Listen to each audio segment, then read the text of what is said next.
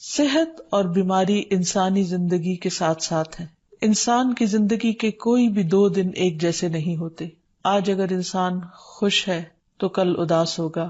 اگر آج وہ اپنے جسم میں قوت محسوس کر رہا ہے تو کل بیمار ہو سکتا ہے. انسان کے اوپر دن میں بھی کئی بار مختلف طرح کی کیفیات گزرتی ہیں. کبھی انسان روحانی طور پر، جذباتی طور پر بیمار ہوتا ہے اور کبھی انسان جسمانی طور پر بیمار ہو جاتا ہے. بیماری کی کیفیت صحت کی کیفیت سے مختلف ہوتی ہے اور ہر انسان اس کو محسوس کر سکتا ہے. ایسی صورت میں انسان کو دوا کے ساتھ ساتھ اللہ سبحانہ وتعالیٰ کی طرف رجوع کرنا چاہیے اور اپنے لیے خوب خوب دعائیں کرنی چاہیے.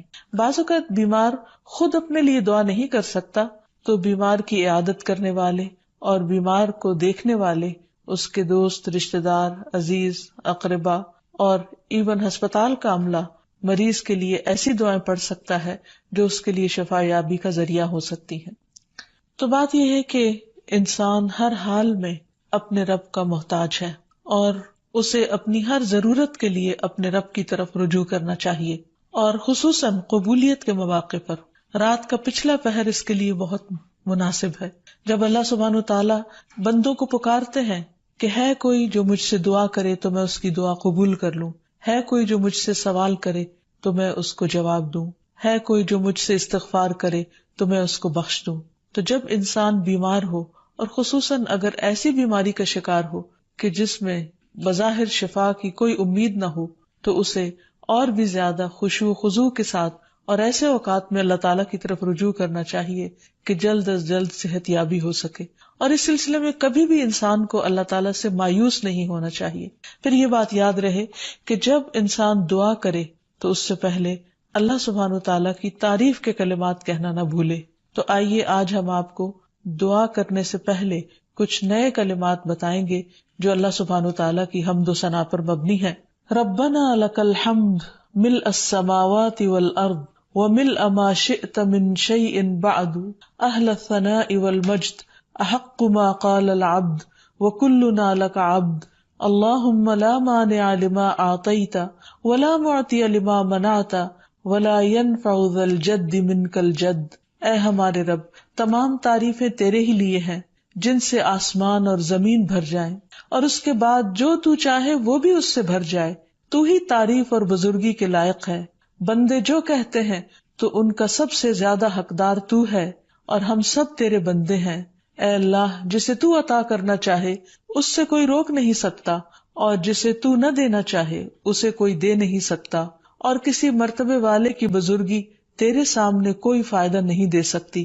یعنی اللہ سبحانہ تعالیٰ کے علاوہ کوئی بھی اور ایسا نہیں ہو سکتا جو انسان کی مشکل کو آسان کر سکے. تو آئیے اس کے ساتھ ہم دیکھتے ہیں کہ بیماری کے اسباب کیا ہوتے ہیں، بیماریاں کیوں آتی ہیں. سب سے پہلی بات تو یہ کہ بیماری اللہ کے اذن سے آتی ہے. جب تک اللہ سبحانہ تعالیٰ کا اذن نہ ہو انسان پر کوئی کسی قسم کی مشکل آ نہیں سکتی. قرآن مجید میں آتا ہے ما اصاب من مصیبت الا باذن اللہ. جو بھی مصیبت آتی ہے وہ اللہ کے اذن سے آتی ہے اور وہ تقدیر کا حصہ ہوتی ہے، اور اس میں اللہ سبحانہ تعالیٰ کی حکمت اور مشیت کار فرما ہوتی ہے. اور وہ کیا ہو سکتی ہے؟ مثلاً اللہ تعالیٰ کسی بندے کے ساتھ بھلائی کا ارادہ کرتے ہیں، اس کے گناہ معاف کرنا چاہتے ہیں، اس کو کسی خاص چیز کی سمجھ دینا چاہتے ہیں تو اسے تکلیف میں مبتلا کر دیتے ہیں.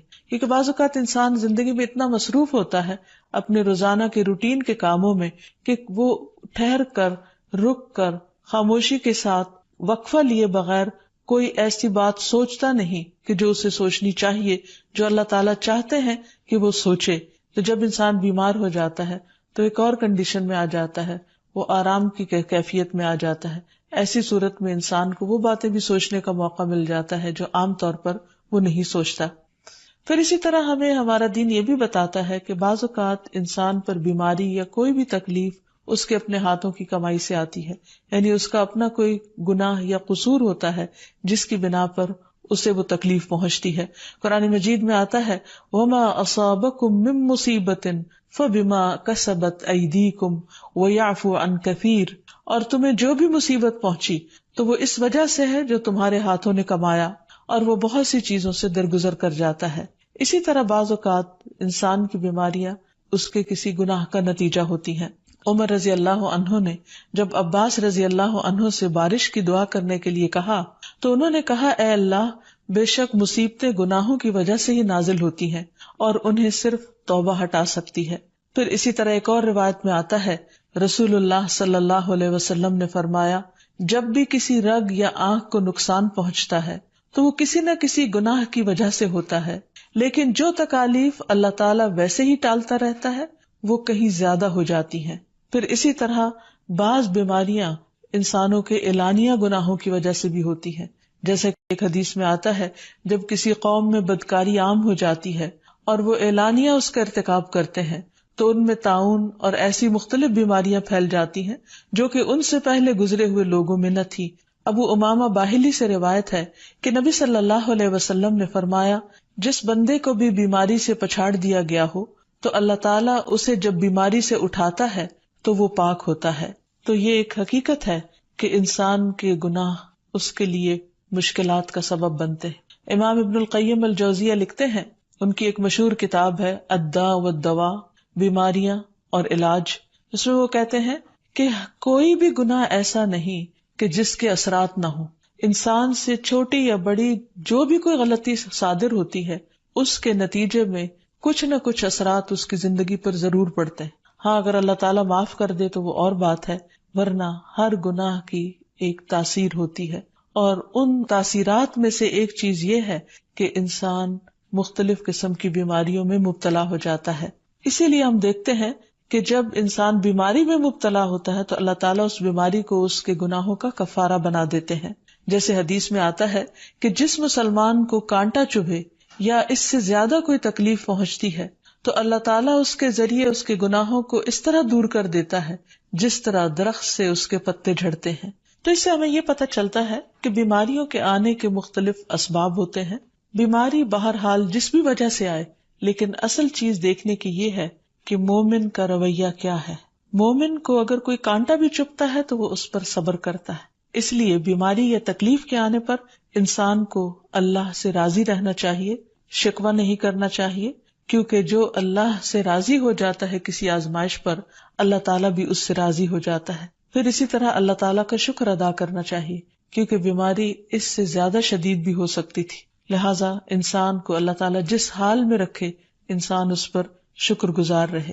پھر یہ کہ انسان کسی بھی بیماری میں کسی بھی قسم کی ہو اور زندگی کے کسی بھی حصے میں ہو، اس میں مایوس نہ ہو، پر امید رہے کہ بیماری دور ہو جائے گی۔ پھر اسی طرح اگر بیماری طول پکڑ جائے تو انسان کو گھبرانا نہیں چاہیے، کیونکہ ہر گزرنے والا لمحہ انسان کے درجات میں اضافے کا سبب بنتا ہے اور اس کے گناہ مسلسل جھڑتے چلے جاتے ہیں حتیٰ کہ انسان بالکل پاک صاف ہو جاتا ہے۔ پھر اسی طرح انسان کو بیماری کی حالت میں دوسروں سے شکوے شکایات نہیں کرنی چاہیے، کیونکہ بیماری اللہ کے اذن سے آتی ہے، اور جب انسان ہر ایک کے آگے رونے لگتا ہے تو گویا وہ اللہ تعالیٰ کا شکوہ کر رہا ہوتا ہے، جو چیز اللہ تعالیٰ کو پسند نہیں۔ پھر اسی طرح منہ سے برے الفاظ نہیں نکالنے چاہیے، بیماریوں کو کوسنا نہیں چاہیے، اور پھر ایسے الفاظ نہیں ادا کرنے چاہیے کہ مجھے لگتا ہے کہ اس بیماری میں میری زندگی چلی جائے گی، یا یہ کہ کسی مریض کی عیادت کے لیے جا کر اس کو اس قسم کی بات نہیں کرنی چاہیے، خواہ کتنی ہی خطرناک بیماری کیوں نہ ہو، ہمیشہ اسے امید دلانے چاہیے، کیونکہ مایوسی کے الفاظ اور برے بھلے اور منفی قسم کی باتیں اللہ تعالیٰ کو پسند نہیں، اور انسان ویسے بھی جیسے سوچتا ہے پھر اس کے ایکشن اس کے مطابق ہونے لگتے ہیں۔ اب یہ ہے کہ انسان بیماری میں دوا ضرور کرے، کیونکہ حدیث میں آتا ہے کہ اللہ تعالیٰ نے کوئی بیماری ایسی نہیں اتاری جس کے لیے دوا نہ اتاری ہو۔ ہاں، جسے معلوم ہو اسے معلوم ہوتا ہے، اور جسے نہیں معلوم ہوتا اسے نہیں معلوم ہوتا۔ بعض اوقات اللہ تعالیٰ ڈاکٹر کے دل میں ڈال دیتا ہے اور اس کا علاج اس کو سمجھ میں آ جاتا ہے، اور بعض اوقات وہ بیماری لا علاج ہوتی ہے، حالانکہ اس کا علاج موجود ہوتا ہے مگر کسی کو بھی علاج سمجھ میں نہیں آتا۔ بہرحال نوعیت کچھ بھی ہو تو علاج ضرور کراتے رہنا چاہیے، اور کبھی مایوس نہیں ہونا چاہیے کہ اس بیماری کا علاج ہو نہیں سکتا، نہیں، ایک کے بعد ایک کوشش انسان کرتا رہے، اور جب اللہ کا اذن ہوگا بیماری دور ہو جائے گی۔ اور اس کے ساتھ ساتھ انسان یہ بھی یقین رکھے کہ شفا اللہ کے ہاتھ میں ہے، کسی ڈاکٹر کے ہاتھ میں نہیں، کسی انسان کے ہاتھ میں نہیں، کیونکہ جب تک اللہ کا اذن نہ ہو شفا نہیں ہو سکتی۔ خواہ کوئی کتنا بھی بڑا ڈاکٹر کیوں نہ ہو. اسی لیے نبی صلی اللہ علیہ وسلم کی دعاؤں کے آخر میں آتا ہے کہ لا شفا الا شفاؤک، کوئی شفا نہیں مگر تیری ہی شفا، یعنی جو اللہ سبحانہ وتعالی اپنے بندے کو شفا عطا کرے. پھر اسی طرح یہ ہے کہ حضرت ابراہیم علیہ السلام نے اللہ سبحانہ وتعالی کے بارے میں فرمایا تھا کہ وَإِذَا مَرِضْتُ فَهُوَ يَشْفِينِ، کہ جب میں بیمار ہوتا ہوں تو وہی مجھے شفا دیتا ہے، یعنی اللہ تعالیٰ ہی اس بیماری کو دور کرتا ہے. اسی طرح ایک اور روایت سے بھی پتہ چلتا ہے کہ شفا دراصل اللہ سبحانہ وتعالیٰ کے ہاتھ میں ہے. حضرت عائشہ سے مروی ہے کہ رسول اللہ صلی اللہ علیہ وسلم دم کیا کرتے تھے اور یہ دعا پڑھتے تھے امسح البأس رب الناس بیدک الشفاء لا یکشف الکرب الا انت، اے لوگوں کے رب تکلیف کو دور کر دے، تیرے ہی ہاتھ میں شفا ہے، تیرے سوا اس کو دور کرنے والا اور کوئی بھی نہیں. پھر اسی طرح انسان جب کسی بیمار کی عیادت کے لیے جائے تو اس پر بھی دعا پڑھے اور اس کے لیے دعا کرے. رسول اللہ صلی اللہ علیہ وسلم نے فرمایا جو مسلمان کسی ایسے بیمار کی عیادت کے لیے اس کے پاس آئے جس کی موت کا وقت قریب نہ آیا ہو اور 7 مرتبہ یہ پڑھے اسأل اللہ العظیم رب العرش العظیم ان یشفی فلانا من وجعہ، میں اس عظمت والے اللہ سے سوال کرتا ہوں جو عرش عظیم کا رب ہے کہ فلاں کو اس کی تکلیف سے شفا عطا فرمائے، تو اللہ عز و جل اسے شفا عطا فرما دیتا ہے. اور پھر ہم دیکھتے ہیں کہ تمام انبیاء اپنی بیماریوں میں تکلیفوں میں اللہ تعالیٰ کو پکارتے تھے، جیسا کہ ایوب علیہ السلام کی دعا قرآن مجید میں آتی ہے. اور ایوب جب اس نے اپنے رب کو پکارا کہ بے شک مجھے تکلیف پہنچی ہے اور تو رحم کرنے والوں میں سب سے زیادہ رحم کرنے والا ہے، تو ہم نے اس کی دعا قبول کر لی، بس اسے جو بھی تکلیف تھی اسے دور کر دیا اور اسے اس کے گھر والے اور ان کے ساتھ ان کی مثل اور عطا کر دیے اپنے پاس سے رحمت کے لیے اور ان لوگوں کی یاد دہانی کے لیے جو عبادت کرنے والے ہیں. اسی طرح رسول اللہ صلی اللہ علیہ وسلم نے ایک اور موقع پر ایک صحابی عثمان بن ابی عاص الثقفی کو ایک دعا سکھائی. جب وہ نبی صلی اللہ علیہ وسلم کے پاس حاضر ہوئے، وہ کہتے ہیں مجھے اتنی تکلیف تھی کہ قریب تھا کہ وہ مجھے ہلاک کر دیتی، تو نبی صلی اللہ علیہ وسلم نے مجھے فرمایا اس درد کی جگہ پر اپنا دایاں ہاتھ رکھو اور 7 مرتبہ کہو بسم اللہ اعوذ بعزت اللہ وقدرتہ من شر ما اجد واحاذر، اللہ کے نام کے ساتھ میں پناہ مانگتا ہوں اللہ کی عزت کی اور اس کی قدرت کی اس شر سے جو میں محسوس کرتا ہوں، یعنی اس تکلیف سے بچنے کے لیے جو مجھے محسوس ہو رہی ہے اور جس سے میں خوف محسوس کرتا ہوں. عثمان کہتے ہیں کہ جب میں نے یہ پڑھا تو اللہ سبحانہ وتعالیٰ نے مجھے شفا عطا کر دی. پھر اسی طرح ہر بیماری سے شفا کی دعا نبی صلی اللہ علیہ وسلم نے سکھائی. عبداللہ بن عباس سے مروی ہے کہ نبی اکرم صلی اللہ علیہ وسلم نے فرمایا جب کوئی شخص کسی ایسے مریض کی عیادت کرے جس کی موت کا وقت ابھی قریب نہ آیا ہو اور اس کے پاس 7 مرتبہ یہ دعا پڑھے اسأل اللہ العظیم رب العرش العظیم ان یشفیک، میں عظمت والے اللہ جو عرش عظیم کا رب ہے اس سے دعا کرتا ہوں کہ وہ تمہیں شفا عطا کرے، تو اللہ تعالیٰ اسے اس مرض سے شفا عطا کر دے گا. پھر اسی طرح نبی صلی اللہ علیہ وسلم اگر کسی کو کوئی پھوڑا بنسی ہوتی تو اپنے لعاب دہن کے ساتھ زمین کی مٹی تھوڑی سی لے کر اس درد تکلیف والی جگہ پر لگاتے تو اس سے بھی شفا ہوتی. حضرت عائشہ کہتی ہیں کہ جب کسی انسان کے عضو میں کوئی تکلیف ہوتی، پھوڑا یا زخم ہوتا، تو نبی صلی اللہ علیہ وسلم اپنی انگلی اس طرح رکھتے، اور سفیان جو راوی ہیں انہوں نے اپنی شہادت کی انگلی زمین پر رکھی، پھر اسے اٹھا کر فرمایا بسم اللہ تربت اردنا بریقت بعدنا لیشفى به سقیمنا باذن ربنا، اللہ کے نام کے ساتھ ہماری زمین کی مٹی ہمارے رب کے حکم سے ہم میں سے بعض کے تھوک کے ساتھ ہمارے بیمار کو شفا دی جائے. یعنی لعاب دہن کا اپنا ایک اثر ہوتا ہے، اور لعاب دہن جو ہے ایک طرح سے دوا کا کام کرتا ہے، اور اللہ کا نام لے کر جب لعاب دہن لگایا جائے تو شفا ہوتی ہے. جیسے کہ ایک اور موقع پر نبی صلی اللہ علیہ وسلم نے ایک جلے ہوئے مریض کے اوپر یہی دعا پڑھ کر لعاب دہن لگایا تو اللہ تعالیٰ نے اس مریض کو شفا یاب کر دیا، اور وہ دعا تھی اذہب البأس رب الناس واشف انت الشافی لا شفاء الا شفاؤک شفاء لا یغادر سقما. پھر اسی طرح ایک موقع پر ایک قبیلے کے سردار کو جب بچھو نے کاٹ لیا اور اس کے جسم میں زہر پھیل گیا تو ایک صحابی نے سورۃ الفاتحہ پڑھ کر اس پر دم کیا تو اس سے اس کو شفا ہو گئی. اور یہ بات جب نبی صلی اللہ علیہ وسلم کو بتائی گئی تو آپ اس پر خوش ہوئے اور سورۃ فاتحہ سب لوگوں کو آتی ہے، اسی لیے اس کا نام سورۃ الشفا بھی ہے، کیونکہ یہ بیماری میں بطور علاج پڑھی جاتی ہے مریض پر. مریض خود بھی پڑھ سکتا ہے اور اس کے اٹینڈنٹس بھی اس پر پڑھ سکتے ہیں. حضرت علی رضی اللہ تعالیٰ عنہ کہتے ہیں کہ نبی صلی اللہ علیہ وسلم کو بچھو نے ڈس لیا اور آپ نماز پڑھ رہے تھے. جب آپ نماز سے فارغ ہوئے تو آپ نے فرمایا اللہ تعالیٰ بچھو پر لعنت کرے، یہ نہ نمازی کو چھوڑتا ہے نہ کسی اور کو. پھر آپ نے پانی اور نمک منگوایا، آپ اس پر ملتے جا رہے تھے اور یہ صورتیں پڑھ رہے تھے، قل یا ایھا الکافرون وقل اعوذ برب الفلق اور قل اعوذ برب الناس.